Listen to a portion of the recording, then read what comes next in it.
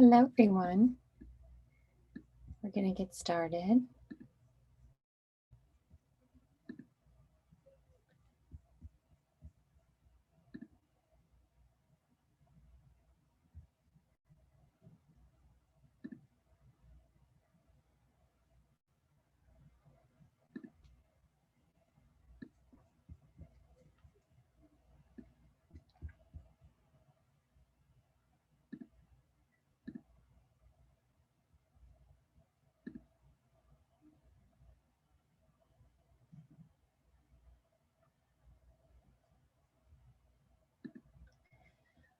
Okay, we're going to get started.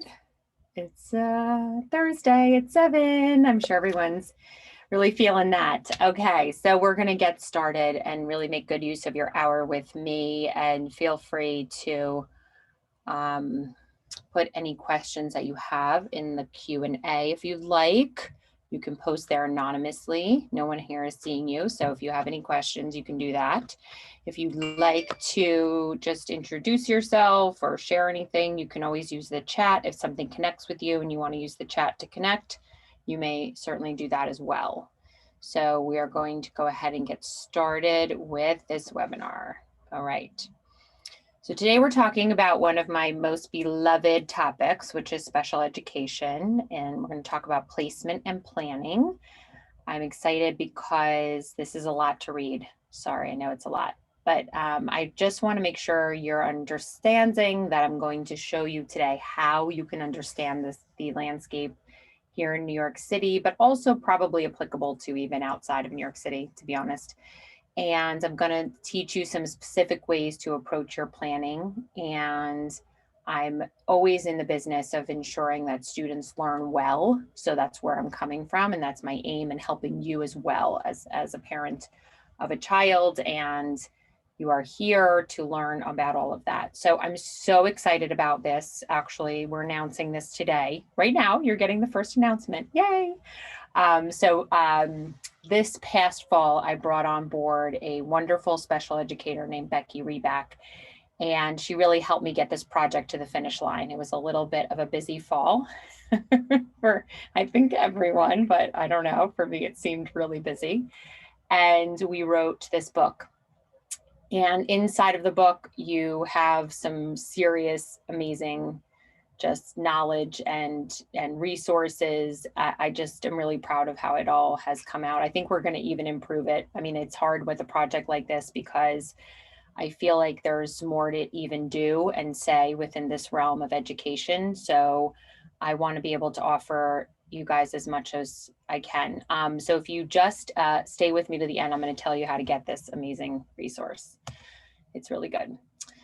So I know you're probably multitasking. I actually really respect that. And you can kind of come in and out, but there are going to be some slides here that you probably want to take a look at in a few minutes. So if you're just needing to attend to kiddos and you have your earbuds on and you're listening and doing other things, that's totally okay. Just try to, kind of come in and out. So we're going to talk in the first couple minutes here. We're just going to go over the overview here. Okay. We're going to talk about what are the signs of a student needing special education. How do you start your process of determining your plan? Maybe some of you are actually further in the process of already dealing with your plans. So we're going to talk about kind of what those steps are once you know something has been diagnosed, private versus public systems, kind of some Q&A. Some people have actually submitted questions. They've been coming in all day. It's pretty amazing. Social media is pretty amazing. So we have some questions that some people have been asking. So we'll make sure we publish that. So I kind of start my webinars off with this connective experience. It's all the same, but it's all really important for me to connect with your emotions around all of this, and just to, to share with you that like I understand that parenting a school-age child comes with its host of emotions, and I'm not really adverse to talking about them.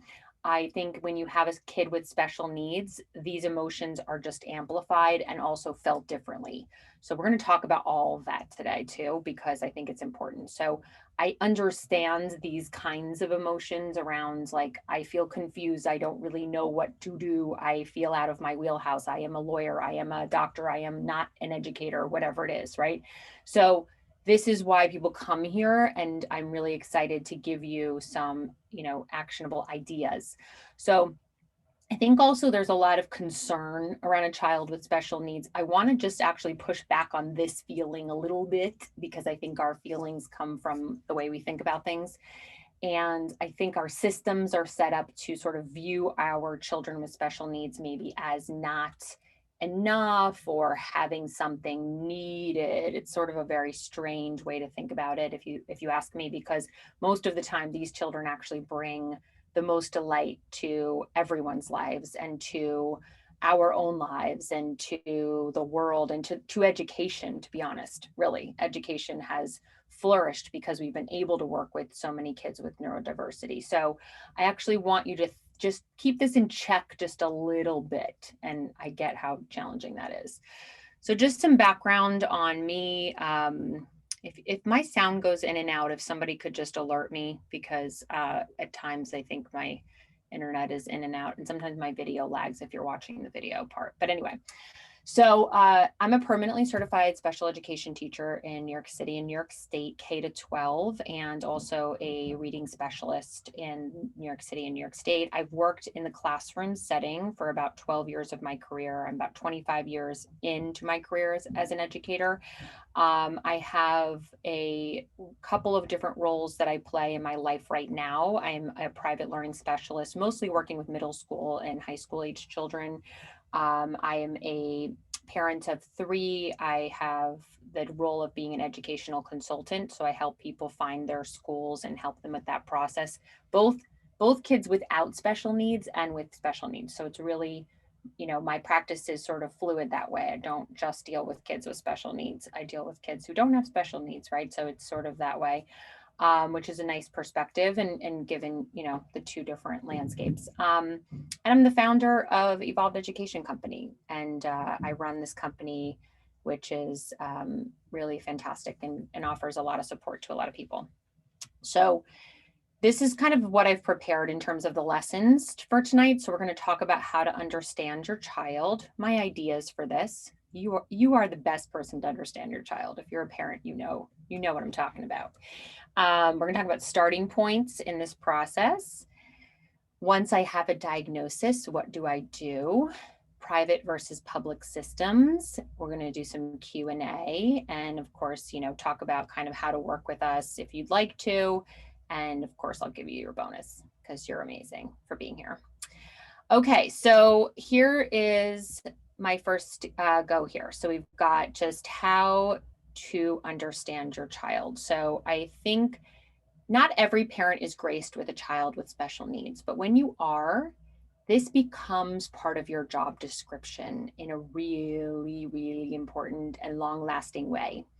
And I want to just say that you really cannot, you have to be careful, because people will give your child some labels along the way, and they will give you some cues as to how to understand your child, maybe in a neuropsych report or some other kind of feedback.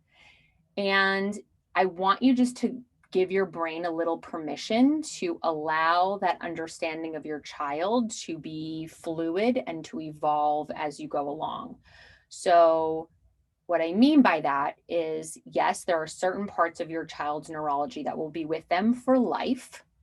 And there will be certain things that will be more apparent as you go along forever. And they will probably always be challenges. There will probably always be strengths. But the way in which your child moves through those areas of challenge will change. And the way you move through them as a parent will also change. So I just want you to try to think into that just a little bit, right? I think it's really something I see in my practice. A lot of people not necessarily starting with. So this is my philosophy.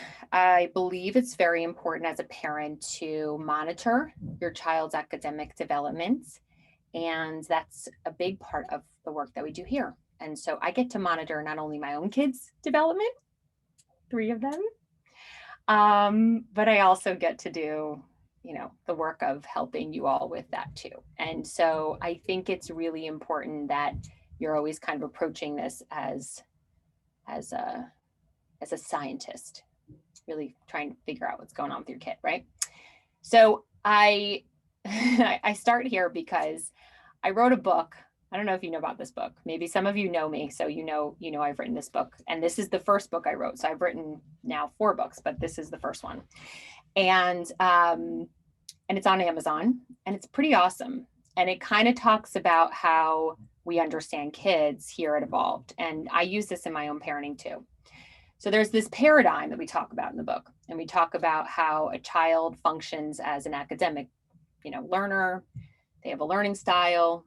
They are in a particular school. They're in a particular home.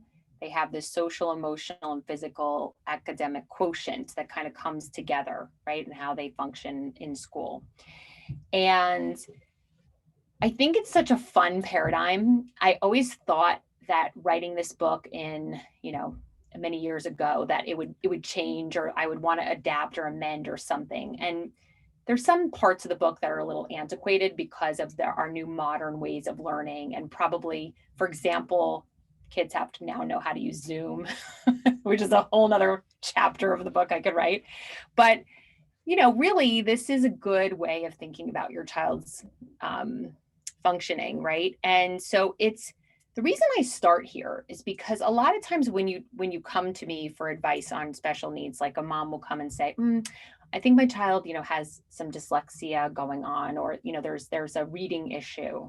I guess you won't say have some dyslexia going on. That's not so great, but, has dyslexia. Okay.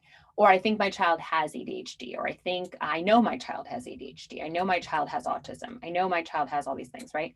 And I say, okay, that's great. Tell me about the whole thing.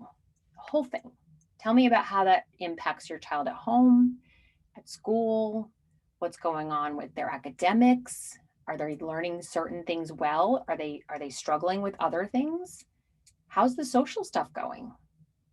How's the emotional stuff going? How's the physical stuff going? Is the gross motor okay? Is the fine motor a problem? So you as a parent, I think this is really actually not so hard for you, because you're used to thinking about your child in a whole bunch of different ways, right? You're used to thinking about what they're eating and how they're sleeping, and if they have the right size clothing, and if they get to school on time, and all the things that you already think about, right? So you're used to thinking in these kind of holistic ways. So I just want to encourage you, as you maybe have a child with special needs, that you want to think about your child in these different areas, and sort of how is that disability really impacting all of these areas, because that's what's going to help inform your educational planning as you go forward. Wait till you get to that slide. You're going to be like, oh my goodness, Mary, my brain is hurting. Okay, so here we're going to talk about the book inside the book, the 4th book that I've written, which is on special education with Becky. So we wrote this little story in the beginning, and it's sort of like a composite of a couple of different students that I've worked with in the past, and it has a couple pages. So this is just the start of it, but the whole point of this particular story, when you get the book, I want you to go read this story, and you're gonna really understand more of what I'm really talking about. But is that there's this kid, Jared, right? And he is in the 3rd grade, and he's very clever. He's a very clever, bright boy, very, very bright. And he's been able to really compensate so well with his disability. So it's really kind of tricky for everyone around him to understand that he's actually struggling with something. And I think this is really kind of a fun thing about kids with special needs, is that they build their brains in such amazing ways. Like the stuff they come up with to get around that which is difficult is pretty amazing, right? And I see this a lot because I see some parents coming in and, they're trying to understand their child. They're trying to be like, okay, my child has language-based learning disability. My child has ADHD. Let's just stop there for a second. My child has ADHD. My child can't pay attention. We're constantly redirecting. We're regulating. It's so very difficult, right? And yet, I bet you there are certain things that your child is doing to compensate for the things that are actually really hard for him or her or they. And I think sometimes that's hard for parents to grapple with. And it's sometimes also easy for some parents to avoid or to make sense of disabilities and sort of say, oh, it's not really a big deal because it's just going okay. Everything is going okay. The teachers are saying it's all going okay. So, as part of my lesson to you tonight, I want to empower you to lean into your child's learning experience if you haven't already. And I give you permission to ask your child, how are things going? Ask your child about what they're reading. Ask your child about what math they're doing. And if you notice that they can't really articulate back to you what they're doing, or they don't really know what they're doing, or they can't really do it themselves, then it's time to have a conversation with their teacher, with the professional. So I could probably talk a lot about that in like a whole webinar. Here's some other ideas on understanding your child that I'll give you. These are just things I do and things I use as a parent too. So first of all, brains. I love brains. I think they're so fascinating. I probably would have become a neurologist if I had someone like me in my life as growing up, but nobody did that when I was growing up. So it's no fault to my wonderful parents. But basically what I mean by brain is just that I think every child deserves to learn about their brains. And I think that we can talk about brains with our children. We don't have to say you have a disability. We can say your brain has a disability or your brain has a learning disability. You can say that your brain has trouble focusing, or you can say your brain has neurons that are not connecting. We need to figure out how to connect them. I love talking about brains with kids. They totally get it. Expectations are really interesting. So when you're understanding your child, if you notice that there's something that's so unsuccessful at home or in school, often, almost, I'm going to say always, but I'm going to say always, maybe. The expectations have not been clearly set. We just had a conversation in my own very house this evening about this, because we're kind of pulling our hair out because certain chores are not done. And we realized we need to be really clear. So we need to say when we want them done, how we want them done, and be very clear about that. And sometimes our expectations of children with learning issues are really high. And there's a lot that we're requiring of them, and they can't get there. And it feels really unsuccessful. And so we need to look at expectations very carefully. And maybe we need to bring them down. My favorite work with some schools has been when I talked with teachers and I have to remediate, let's say math or something, and we're remediating the math. And by the way, remediating math just means when you go backwards a little bit and you try to like fill in some gaps in their learning. And I'll say to the teacher, okay, here's the thing. They can't do the 16 concepts that you're teaching right now, but we can do 4 really well. If you'll just let us do 4 for the next like 4 months, I think we can catch them up. So I love doing that because it's really setting this kid up for success, right? If you have a writer, let's say you have a student who's doing writing and they get into a situation where the teacher grades them back afterwards and they kind of get all these comments like red lines and just it's a mess kind of stuff, probably there was a mix match of expectations. Probably your child didn't understand the expectations, didn't meet the expectations.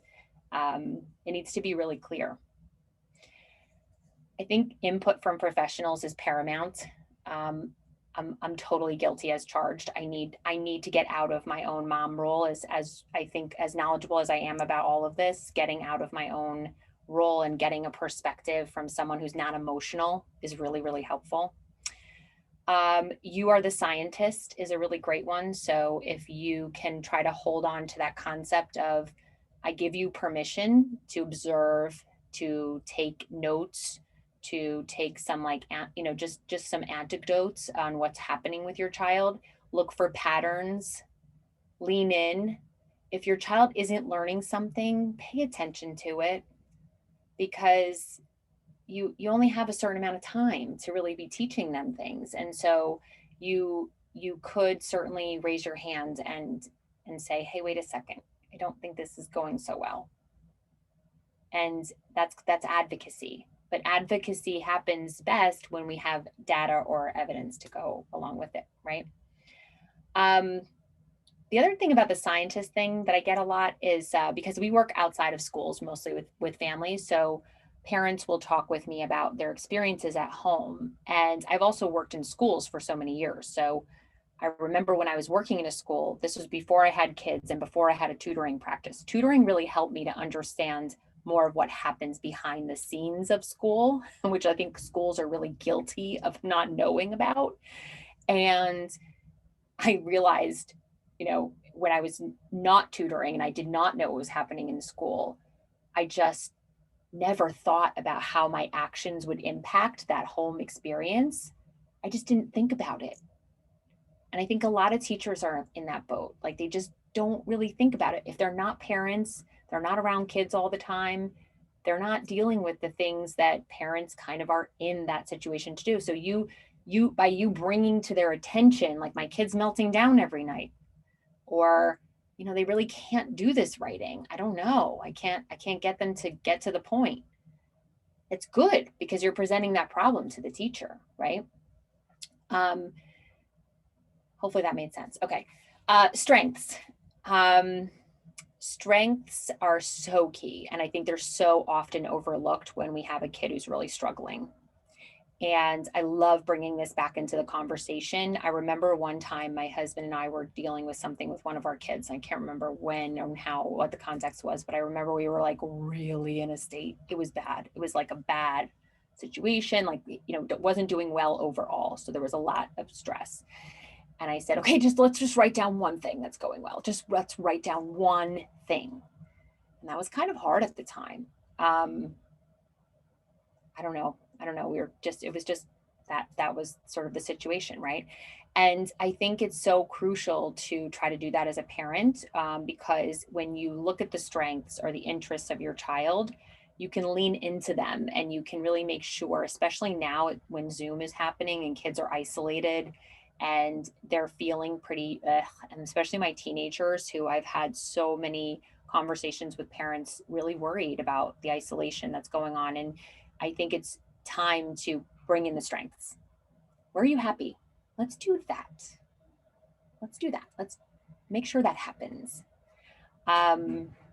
Strengths also inform instruction, especially around areas of disability. So you can certainly get involved in all kinds of conversations about that. But I've taught kids, for example, how to remember their math facts with music.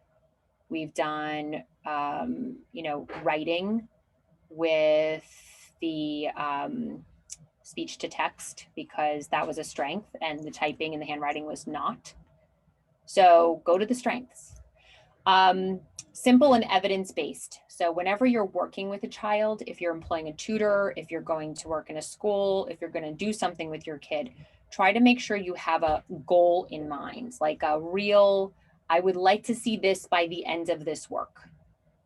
Or let your teacher come up with that goal. But there should be some kind of simple and evidence-based work happening with your child. If you have a child with special need, that's really important. And try not to bring too much to the table too soon. So I see this sometimes happening with, especially when you get the neuropsych and there's like a whole bunch of different recommendations and you want to just try to throw them all in.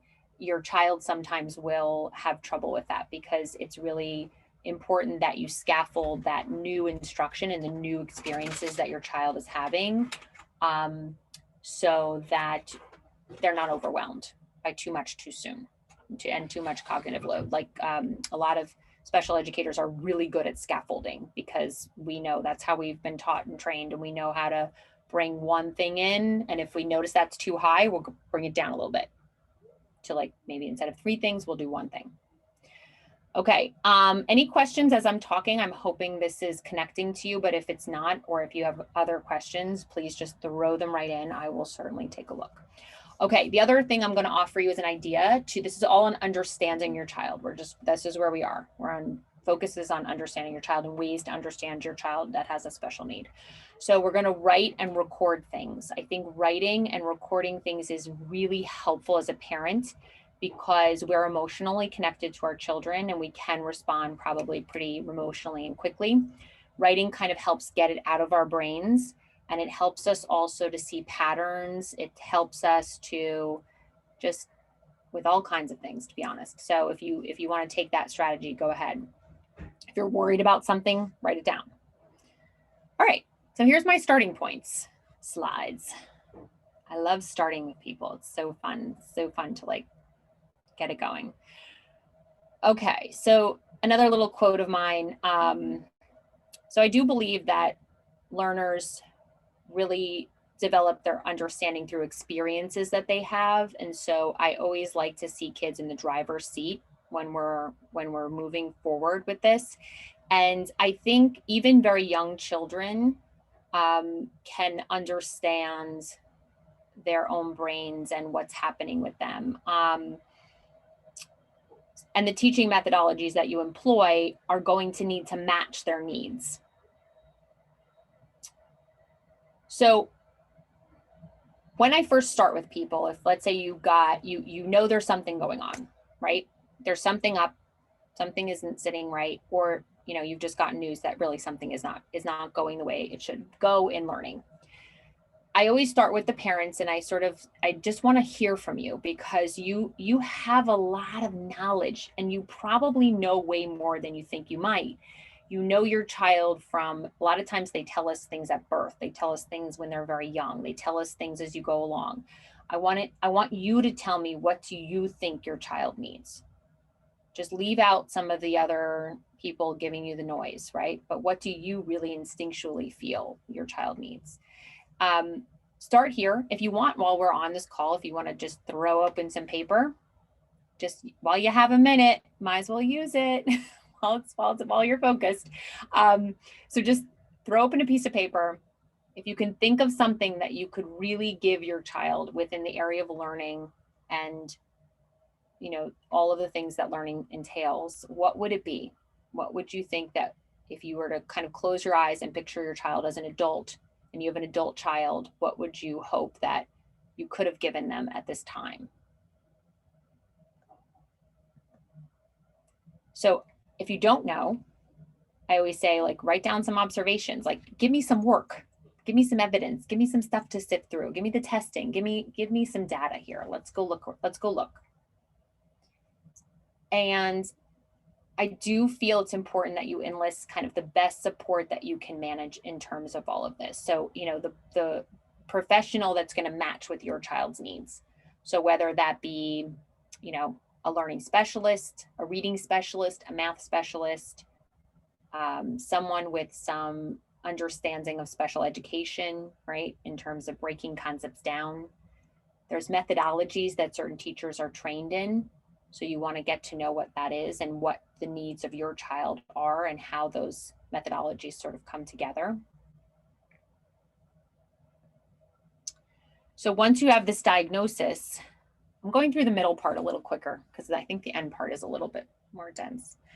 Once you have this diagnosis, what do you do with it, right? So you go through this neuropsych process, and I'm not really covering the neuropsych all that much, but just in case you're new to this and you don't know what that is. So a neuropsych testing is a test done by a neuropsychologist, and we cover this in the book. So if you want it, afterwards, we'll send you the book and you'll just read it and you'll see that we kind of talk about the neuropsych test.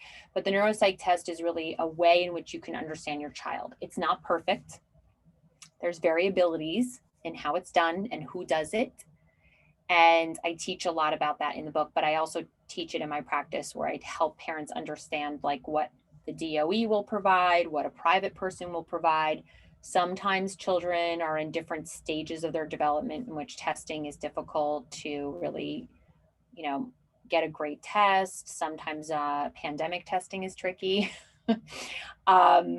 So, and it can be done every 3 years or so.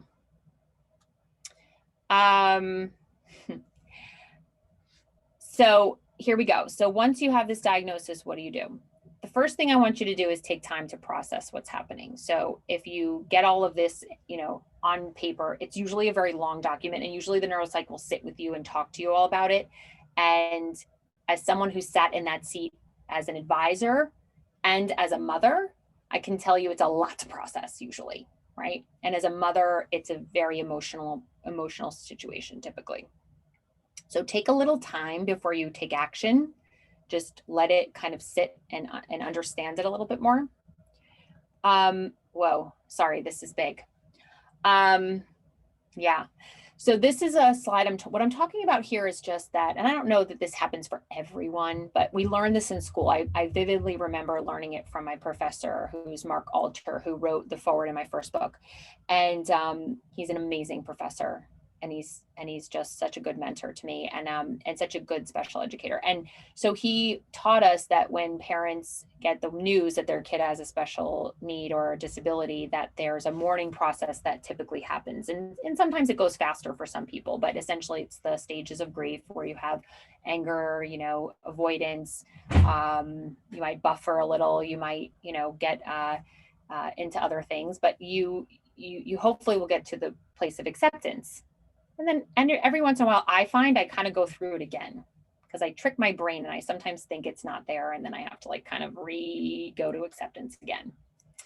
So I would say that I learned about this way before I became a mom, like a whole decade ahead of time, maybe even more because I didn't know about my kids' needs until later.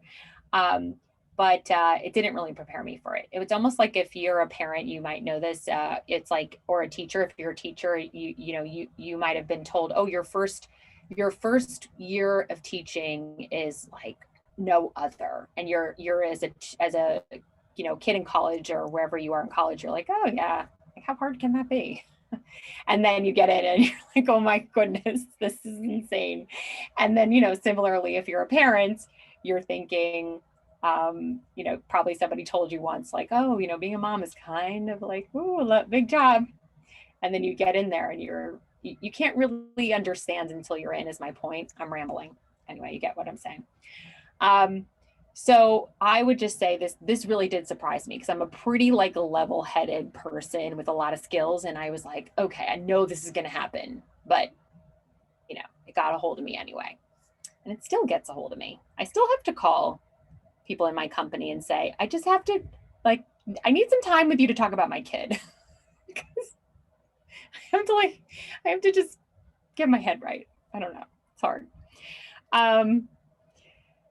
So here's some things. So this is after the neuropsych. So after the testing is done and you have your diagnosis, right? And you have all these recommendations. And then depending on your neuropsych, there are some neuropsychs that really take you through the explanation and they really set you up for such a nice success at the end where they really help you with getting those services that you need or explaining what that's going to be like for you. And, it's just various. It's various in my opinion. So it's very helpful to get a professional involved. You might already have your professional involved, but if you don't, you can certainly come to us and we talk with you about what your plan may look like. I find parent coaching is really key. That's why in my company we offer parent coaching and services, because to me, as someone whose mission is to ensure students learn well, I know it's not enough to tutor a kid. It must support the person who is supporting that kid, which is the parents. And so we've brought in Becky Reback, who wrote the book, the recent book with me, is a collaborative and proactive solutions trainer. And she helps parents with the process of parenting their children. And I've taken her course and it's been life-changing for me and my husband. So when my child was diagnosed the first round of diagnosis, we went to Dr. Juan Pedraza. And I tell him all the time, but he literally changed my life. It was really at the start of Evolved. So it was the start of my company. I was really doing tutoring. The company was really tutoring when we began. So I did not offer parent services.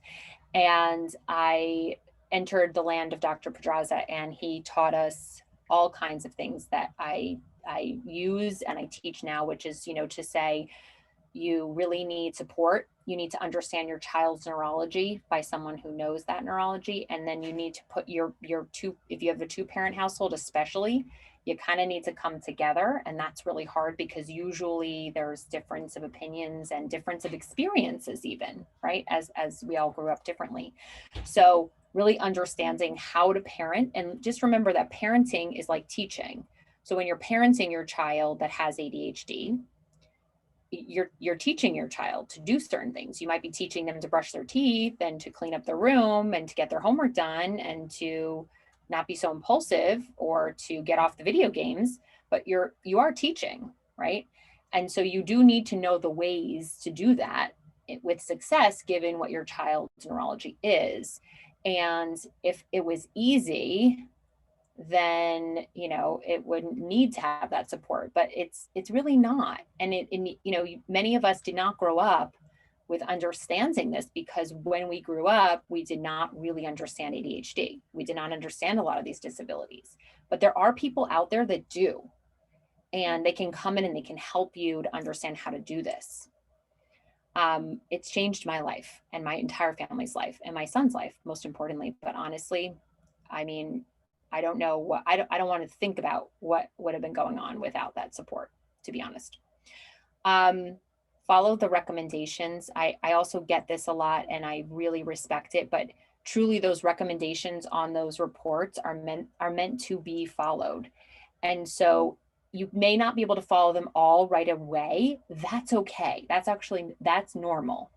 But eventually you will want to dig into the recommendations, because the neuropsychologist has spent their time thinking about your child and then providing solutions to those problems. So just because you got a neuropsych and now you understand your child, it doesn't mean that's it.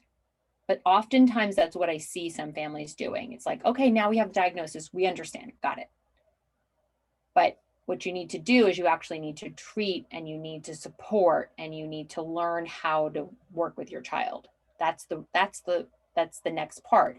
And it's usually an investment, and it feels like another, like I now have to do. So I just did 6,000 for the neuropsych, and I'm doing some tutoring. And what's happening here? Yeah. So I think that's normal. It feels like maybe there's an expectation that you're creating too, where this shouldn't be this way and all of that. But I think it's really actually the case. The other thing is remediate. So I mean, I think I picked this up from another doctor somewhere, but I really believe this. I think it's so crucial. If your child is struggling and has a disability, you've got to connect those neurons. Right? They're not connecting. That's why we're not understanding, right? And so I work with I don't know if Maria's on the call. Maria Reed is often listening, but she's an amazing reading specialist, and we talk about reading, and she's helped my own kids and all this. And one of the things is she has to really be prescriptive, and it's not so fun sometimes. It's not so fun to do your phonemes every day.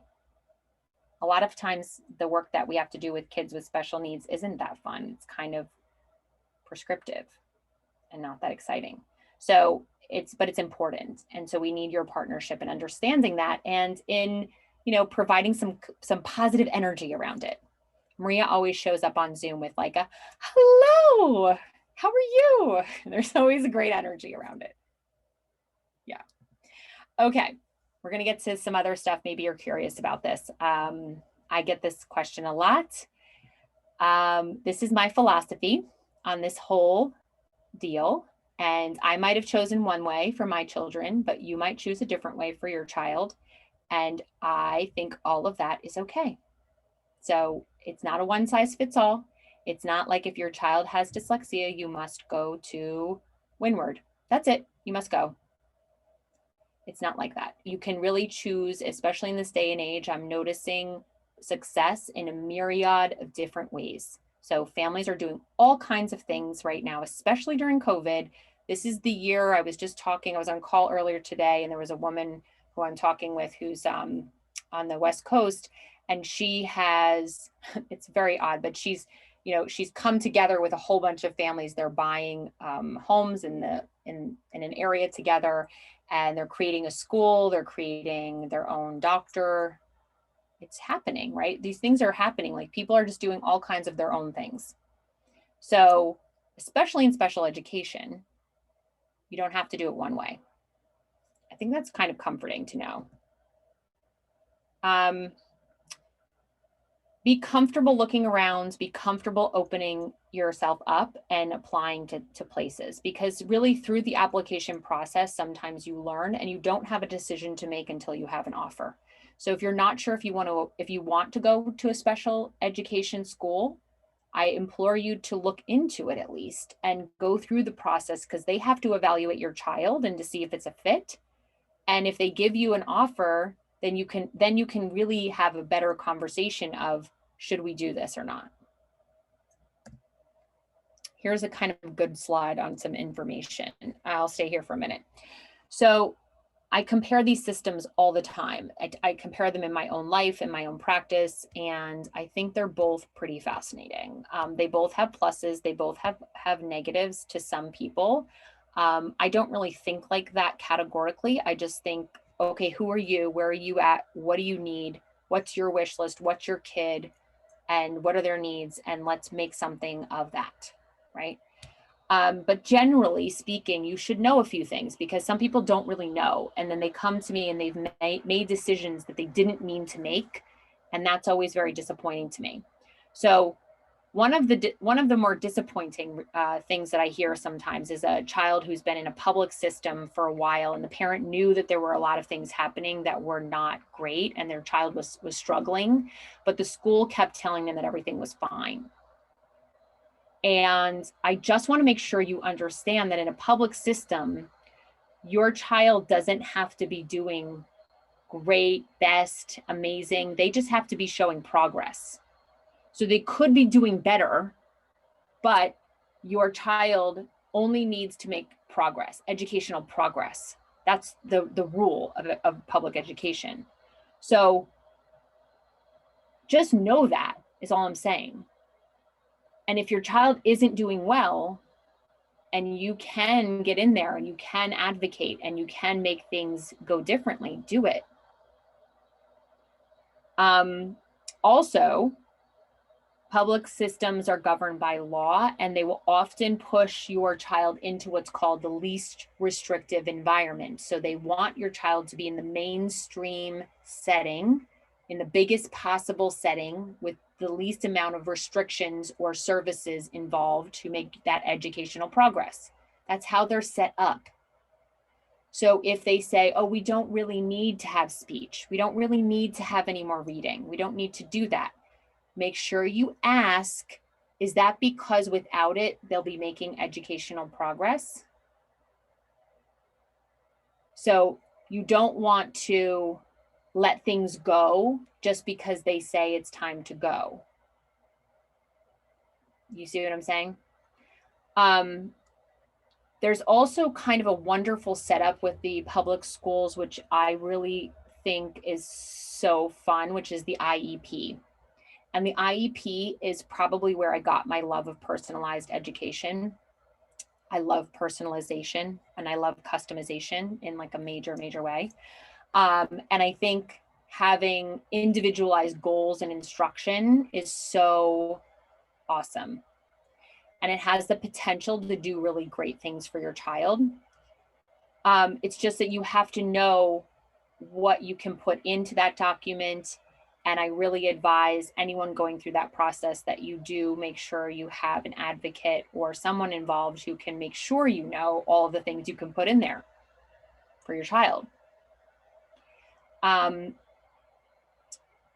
What else am I missing? Yeah, and it's free. So sometimes it's really best for your child to be in a public school, and then you can, if you do have extra resources, you can actually use them outside of that school and supplement with what your child may need. A private special education program is going to be a specific program that's developed to remediate a specific disability. So it's not an IEP, it's different. This is a big deal too, because most people don't understand that part. So you have to realize that these private special education schools are going to specifically address a particular disability. And when you get in there, if you notice your child needs a little something different, it doesn't mean they're going to make a program for that, right? So you just should know that piece. They usually have an admissions protocol too. So certain things are acceptable on a neuropsych and certain things are not. So you should never just deliver a school in neuropsych without having anyone look at it first, because it's used as an admissions document typically. And I say that with as much integrity as I can, but I feel it's very important that you know that. It's also a very restrictive environment. Your child will be with a select small group of kids with the same disability as your child. So there's not a lot of modeling, right, for other kinds of things because everyone is in the same boat. So it just depends on your child if that's something that's going to be a problem or not, right? And there's tuition to pay for, which is usually kind of a very large consideration. I'm just parenting. Give me a minute. Love. Good night. So tuition is it's a big deal. It's usually a grand amount, and families will have to usually go through a whole legal process to gain reimbursement with the DOE if that's where they're going to be, if that's how they're going to be financing those kinds of things. So I can give you the playbook. It's not pleasant and it's a lot of work. So in addition to dealing with your child's disability, then you get to go through the admissions process and the legal process and all of those things too, which is really going to give you a badge of some kind for sure. Yeah, it's a lot of emotional work. It's a lot of work. It's a lot of investment, and it's 100% worth it if that's what your child needs. Yeah. Okay, so we're going to get to some Q&As. I hope if you do have questions, you can just throw them right into the chat and I will make sure I get to them. I just realized my Q&A is blocked, so I'm going to get rid of that. Fantastic. Okay, so one question. If I have already applied to 2 private schools and public schools, but I sent the neuropsych already, I mean, it's there. So there's nothing you can, and if you're asking, should you have reviewed it? I mean, you probably, yeah, it would be better to review it before you send it, but it's already there. So I think at this point, the thing about a private special education placement is that they're going to review your neuropsych and see if it's a fit for what they offer, what their program is that they offer.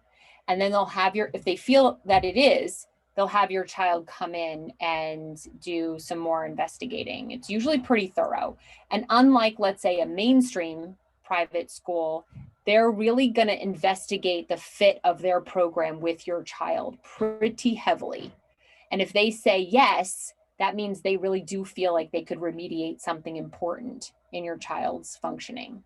So at this point, if your question is like, should I be doing anything? I mean, listen, I always think it's helpful to be transparent and to ask schools questions that you have. So if you want, you could go back to those private schools and say, is there anything in the neuropsych that, you have questions about?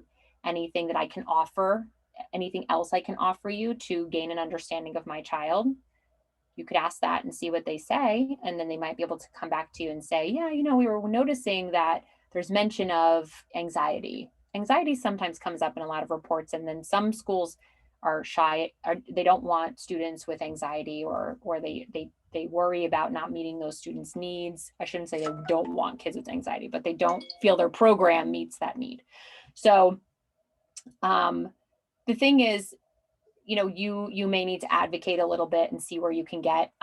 Listen, I've encountered and I've actually experienced someone reading a neuropsych of my own child and making a decision of a no on a school. And just saying, nope, we don't let that kind of a kid in here. And that feels pretty bad. But you know what? Their loss. I think it's also trying to find that best fit of someone who understands your child and a program that really will fit your child's needs, right? And really also gelling with you as a parent and who you are. Right. So, yeah. Oh gosh, yes, I get you. So the question here is like, I'm starting this process and it's for kindergarten and I'm up and I'm lost. Pandemic wise, I can't see any schools, so it's hard to know what to ask. Hey, you know what? Start there. Ask the schools if they could give you some more color on them, ask them some questions, ask for a phone call, ask for, virtual tour. I teach in the platform that we have coming live in a couple of weeks. There's a course that I teach on getting to know a school. And the reason I teach it is because this is what I do to learn about a school. So I wanted you to know it. I take a multi-perspective approach. So I go to the reports on the school, like, on niche and great schools and inside schools, if it's public, and all of those kind of data reporting places. And then I go to the schools themselves and I look on their websites and I talk to people in the school. I talk to the admissions directors. I go on their open houses and their tours. And then I talk to people in the school. So I find parents or families in there. Or I know a lot of teachers. So I tend to ask teachers and then I ask them to give me a family, or we have a family in the company or something. And I'll just ask them what's going on? How do you like it? What's going on with that school? So the more you can kind of get those different perspectives, I think it's helpful. I would never weigh one as the one. I would sort of always just, again, that's sort of the analytical brain of mine going around. But it's so hard to know about schools because I don't know how anyone is doing it. I know these schools, I can picture every one of them because I've been in every school over all this time. And I feel I would be lost to explain to somebody without actually being in the physical space with those kids. So I imagine it's very difficult, but I would just name it. If someone in my company named Stephanie, she says to me, she picked up this hack and said, if you can name it, you can tame it. So I'll give you that one. So if you can name it, you can tame it. So go back to the schools and just be like, listen, this is hard. I need a little help in understanding your school, and let them give you a little bit of flavor. Yeah, I hope that's helpful. It is so hard. It's so hard. And for kindergarten, yeah, that's tough. It's a tough one. I get you. Okay, so here we go. Let's keep going. Q&As. I got to click on the right thing here. All right, there we go.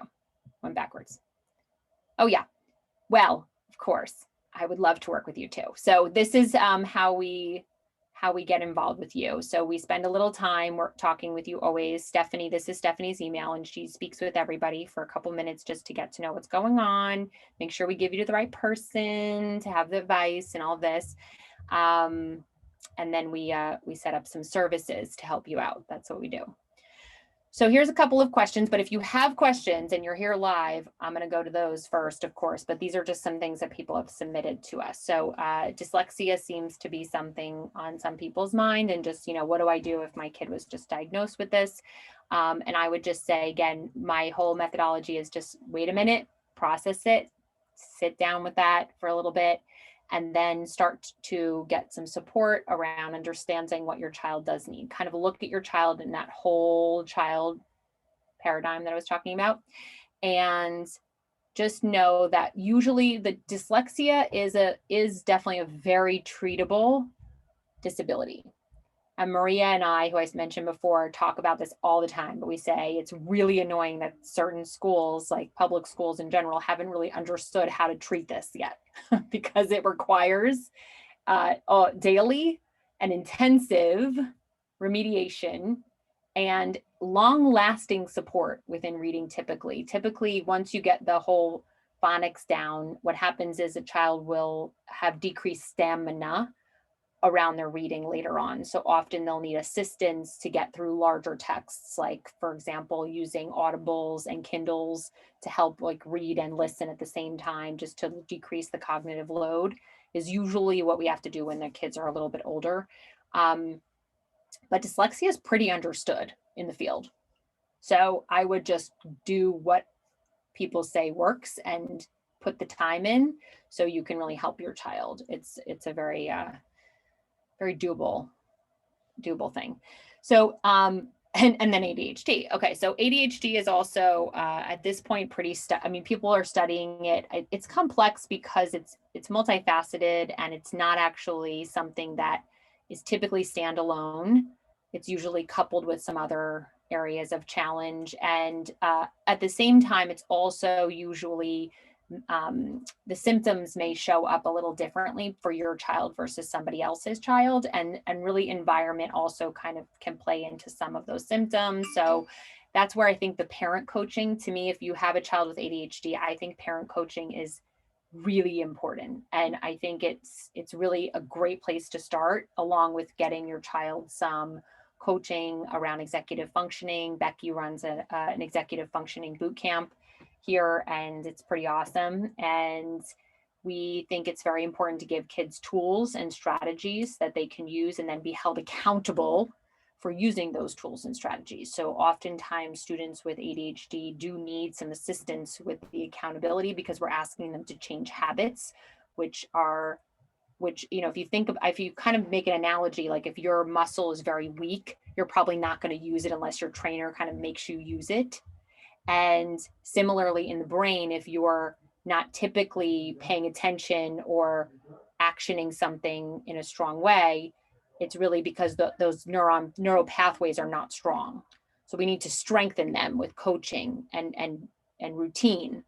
But normally a student with ADHD that's not their happy place. Like, that's not where their brain is most active. It's usually very active within more creative, not, I wouldn't say that I'm categorizing in a general sense here, but, a lot of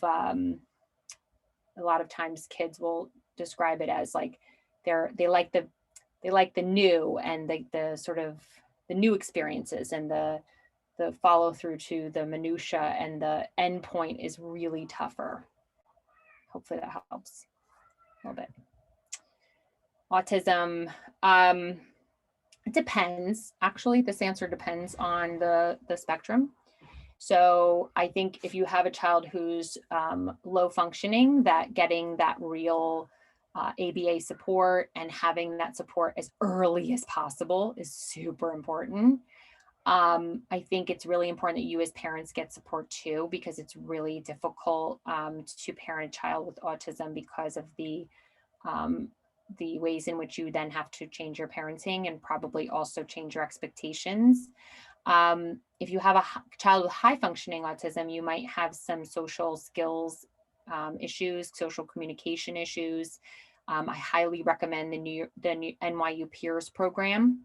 Really good for kids who are high functioning on the autistic spectrum, to learn specifically about social interactions, because a lot of times kids just need the specifics. They need to know what to do because they don't do it themselves, right? There's a lot you can do here. There's a lot more. There's a lot that people do, a lot that people know how to do. You'll get your PhD in this. If this is what's going on, you will. Okay, we're gonna end here. This is just an offer for you. So if you want to get the book, we're just giving it to you because that's what we do. And we'll send you the PDF, and you can put it on your tablet or Markable or whatever you want to do. And then what you're going to do is you can join our waitlist for this New York City Schools platform, our membership. And in here, we have courses on everything from getting into TWOS programs, getting into high school, but we also have courses on special education and placement. And it's just getting better and better as we're getting into the launch date. So you'll have it forever, and it opens twice a year. This is our second launch. We did one this fall, and we have it opened from 2:15 to 3:02, and then it reopens in August, and it will only be open those 2 times every year. So we can get another crew in and just kind of give you all the resources that we can give you. And a lot of these things that we teach, like, we'd go into a little more depth and things like that. So you can really kind of self-study a lot of our ideas and different resources in parent speak, because it's good to have parent speak people, I think. All right, any other questions? No? Yes, I would like the book. You got it. Oh, I'm so happy, Caroline. Well, I'm happy I'm helpful, and that's why I show up every day. So I want to be helpful, and I want to be serving you. So I'm so happy you're here and that you're getting the support, because that's what it's all about. Got to have the support. Believe me, I know it. All right, I will see y'all soon. We're gonna put up our February stuff next week. So just so you know, we have a whole bunch of February events coming up. We're just so excited to have you here. Thank you. Thank you.